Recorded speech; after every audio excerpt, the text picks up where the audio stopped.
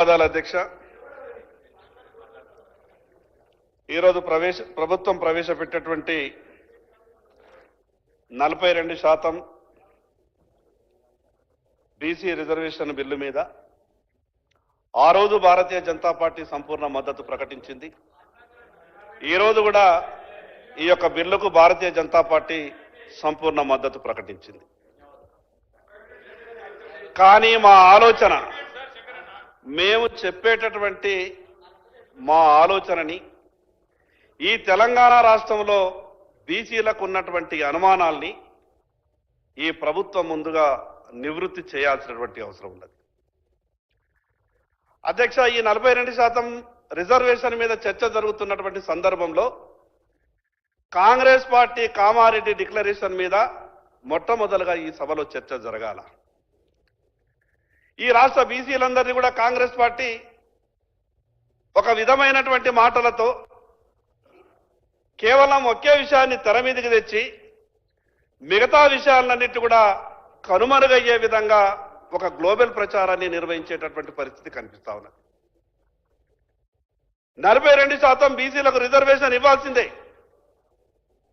కానీ దానికన్నా ముందు మీ చేతులలో ఏదైతే అధికారం ఉన్నదో ఆ అధికారాన్ని పంచిపెట్టడానికి మీకేమి ఇబ్బంది ఉన్నది? అధ్యక్ష, ఈ రాష్ట్రంలో కాంగ్రెస్ ప్రభుత్వం ఏర్పడి 22 నెలలైపోయింది.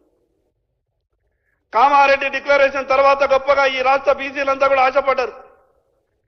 గతంలో కొన్ని పార్టీలు బీసీలని మోసం చేసినాయి. కానీ కాంగ్రెస్ పార్టీ కామారెడ్డి డిక్లరేషన్ను పూర్తిగా ఈ రాష్ట్రంలో అమలు చేస్తుందేమో, ఉమ్మడి ఆంధ్రప్రదేశ్ రాష్ట్రం ఉన్నప్పుడు నష్టపోయినటువంటి మేము తెలంగాణ రాష్ట్రం వచ్చిన తర్వాత మా భవిష్యత్తులు బాగుపడతాయేమని గొప్పగా ఆశపడ్డాం. అధ్యక్ష, ఏం జరిగింది అధ్యక్ష? తెలంగాణ రాష్ట్రం వచ్చిన తర్వాత ఎవరికి మంచి జరిగింది అధ్యక్ష? తెలంగాణ రాష్ట్రం వచ్చిన తర్వాత ఏ బీసీ వర్గాలైతే గొప్పగా ఆశపడ్డాయో, ఏ బీసీ వర్గాలైతే ప్రాణాలను పణంగా పెట్టి ఉద్యమంలో ముందు వరుసలో ఉన్నామో మళ్ళీ మేము పోరాటాలు మాత్రమే చేయాలన్నా అధ్యక్ష? అధ్యక్ష, అక్కడ ఉన్నటువంటి కుర్చీలు ఎందరో మంది కుర్చీలలో కూర్చుంటున్నారు. అధికారంలోకి రావడానికి ముందు మాకు చెప్పేటటువంటి మాటలకు, అధికారంలోకి వచ్చిన తర్వాత చేసేటటువంటి వ్యవహారాలకు ఎక్కడా కూడా పొంతన లేకుండా పోతున్నది అధ్యక్ష. అధ్యక్ష, బీసీలలో సమర్థులు లేరా అధ్యక్ష?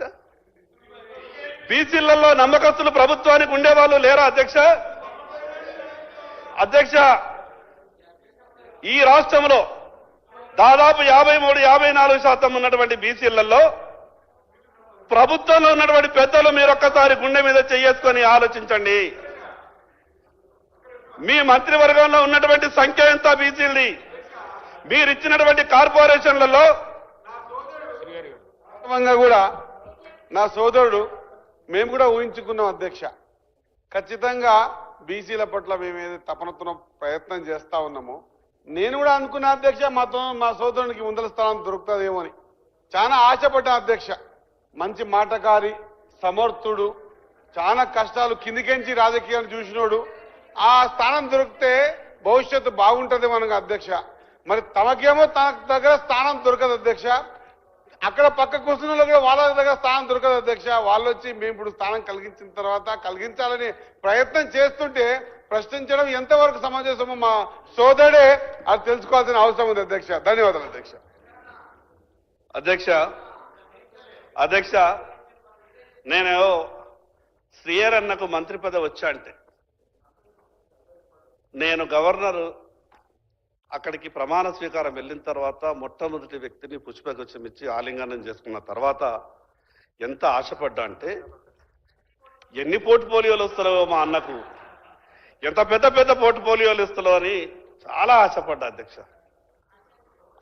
మా బాధ అంతా కూడా మీరు చెప్పేటటువంటి మాటలకు, చేసేటటువంటి వ్యవహారాలకు పొంతన లేకుండా ఉంటున్నది కాబట్టి ఈ రాష్ట్ర బీసీలు అనుమానపడతా ఉన్నారు. అధ్యక్ష, ఎంత గొప్పగా చెప్పిండ్రు. సంవత్సరానికి 20,000 కోట్ల రూపాయలు, 5 ఏళ్లు మా కాల పరిమితిలో 1,00,000 కోట్లు మీకు టంచన్గా ఇచ్చే బాధ్యత మాది అని అన్నారు. 22 నెలలు గడిచింది అధ్యక్ష. ఆ లెక్కన 40,000 కోట్ల రూపాయలు రావాలా? 4 పైసలు కూడా ఈరోజు సప్లా నిధులు రాలేదు. అధ్యక్ష, ఉమ్మడి ఆంధ్రప్రదేశ్ రాష్ట్రంలో బీసీ కార్పొరేషన్లు నిధులతో కలకలలాడుతుండే ఈ రోజు బీసీ కార్పొరేషన్లకు తాళాలేసే పరిస్థితి, బీసీ కార్పొరేషన్లకు చెల్లి గవ్వలేదు. బీసీ కార్పొరేషన్ల పరిస్థితి ఆ రకంగా కావడానికి కారకులు ఎవరు? అధ్యక్ష, ఈ రోజు తెలంగాణ రాష్ట్ర బీసీలు మీకు అధికారాన్ని కట్టబెట్టిండ్రు అధ్యక్ష.